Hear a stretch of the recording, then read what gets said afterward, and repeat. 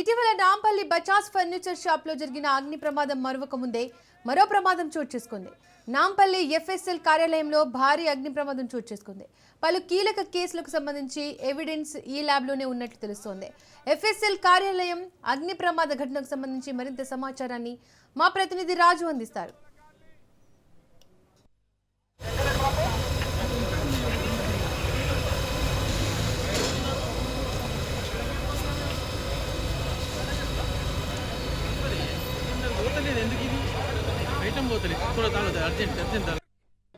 Nampally FSL కార్యాలయంలో ఈరోజు భారీ అగ్ని ప్రమాదం చోటు చేసుకుంది. ఉదయం 10 గంటలకు అగ్ని ప్రమాదం జరిగిందని చెప్పేసి వెంటనే సమాచారం అందుకున్నటువంటి ఇక్కడ ఫైర్ సిబ్బంది వెంటనే ఇక్కడ 5 ఫైర్ ఇంజన్లతో మంటలు అయితే ఆర్పు చేయడానికి తీవ్రంగా ప్రయత్నం చేయడం జరిగింది. దాదాపు 2.5 గంటల పాటు కూడా శ్రమించి ఇక్కడ ఫైర్ని అయితే అదుపులోకి తీసుకురావడం జరిగింది. ప్రస్తుతం అయితే మంటలు అయితే దాదాపు అదుపులోకి వచ్చినటువంటి పరిస్థితి కనిపిస్తూ ఉంది. కేవలం కొద్ది మేరకు మాత్రమే అక్కడ మనం చూస్తూ ఉన్నాము విజువల్స్లో కొద్ది మేరకు మాత్రమే మంటలు ఉన్నట్టుగా, అది కూడా స్మోక్ అనేది వస్తున్న పరిస్థితి కనిపిస్తూ ఉంది. ఇప్పటికే దీనికి సంబంధించి ఈ ఫైర్ను అదుపులోకి చేయడానికి 5 ఫైర్ ఇంజన్లు ఒకవైపు పనిచేస్తూ ఉన్నాయి. ఇక్కడ డీసీపీ శిల్పవల్లి ఇక్కడికి వచ్చి పరిస్థితిని కూడా ఆమె ఇక్కడ ఏ విధంగా ఇక్కడ ఫైర్ దీన్ని అదుపు చేయాలని చెప్పేసి అధికారులకు అదేవిధంగా ఫైర్ సిబ్బందికి సూచనలు కూడా చేయడం జరిగింది. ప్రస్తుతం అయితే అదుపులోకి వచ్చినట్టుగా కూడా తెలుస్తూ ఉంది మనకు. అయితే ఈ మొదటి అంతస్తులో ఈ యొక్క ఎఫ్ఎస్ఎల్ కార్యాలయానికి సంబంధించి మొదటి అంతస్తులో మొదటగా మంటలు చెలరేగడం జరిగింది. అక్కడి నుంచి ఈ మంటలు చెలరేగడంతో అక్కడ ఉన్నటువంటి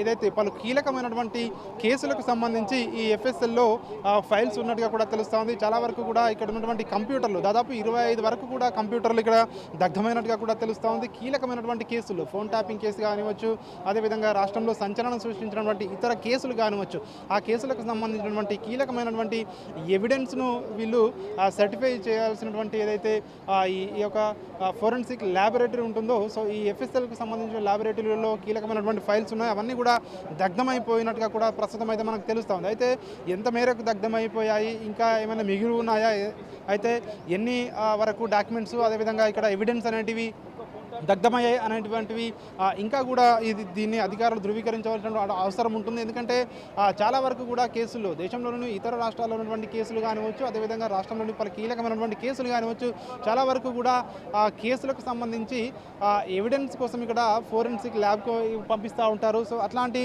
ఫోరెన్సిక్ ల్యాబ్లో ఈ అగ్ని ప్రమాదం జరగడంతో ఒక్కసారిగా కూడా ఇక్కడ అంటే ఏం జరుగుతుంది అని చెప్పేసి కూడా ఇక్కడ ఉద్యోగులు అయితే ఉదయం ఎవరైతే 10 గంటలకు మొదటగా ఇద్దరు ఉద్యోగులు అందులో ఉన్నట్టుగా కూడా తెలుస్తూ ఉంది.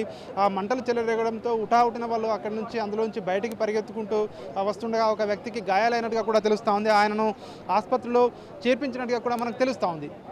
ప్రస్తుతం అయితే మంటలు అయితే పూర్తి స్థాయిలో అదుపులోకి రావడం జరిగింది. అయితే లోపల నష్టం అనేది ఈ యొక్క ఎవిడెన్స్ కానివచ్చు, ఆస్తి నష్టం కానివచ్చు, ఎంత జరిగింది అనేటువంటి మాత్రం అధికారులు ఇంకా ధృవీకరించాల్సి ఉంటుంది. ప్రస్తుతం అయితే ఇక్కడ పోలీసు బందోబస్తు మధ్య లోపల ఎంతవరకు నష్టం జరిగింది, అదేవిధంగా ఏ ఎవిడెన్స్ అనేవి ఇక్కడ డ్యామేజ్ అయ్యాయి అనేటువంటి అంశాన్ని అయితే పోలీసులు అయితే క్షుణ్ణంగా పరిశీలిస్తున్నటువంటి పరిస్థితి కనిపిస్తూ ఉంది. అయితే మనం చూసుకున్నట్టయితే నాంపల్లిలోనే మనం చూసుకున్నాం, ఇటీవలే బజాజ్ ఫర్నిచర్ సెంటర్లో అగ్ని ప్రమాదం చోటు చేసుకుంది. భారీ అగ్ని ప్రమాదం 5గురు మృతి చెందడం జరిగింది. ఆ ఘటన మరొక ముందే మరోసారి నాంపల్లిలోనే ఈ యొక్క ఎఫ్ఎస్ఎల్ ల్యాబ్లో సో ఇట్లాంటి అగ్ని ప్రమాదం చోటు చేసుకోవడం అనేది ఇది ఒక నిజంగా ఒక బాధాకరమైనటువంటి విషయం అని చెప్పేసి కూడా ఇక్కడ ఉన్నటువంటి స్థానికులు అయితే చెప్తా ఉన్నారు. ముఖ్యంగా ఏదైతే చాలా వరకు కూడా ఆ లోపల ఫైల్స్ అనేవి డ్యామేజ్ అయ్యి ఉంటాయి. సో ఎంత మేరకు డ్యామేజ్ అయ్యి ఉండే అంశం అయితే సో అధికారులు అయితే ధృవీకరించాల్సినటువంటి పరిస్థితి కనిపిస్తూ ఉంది.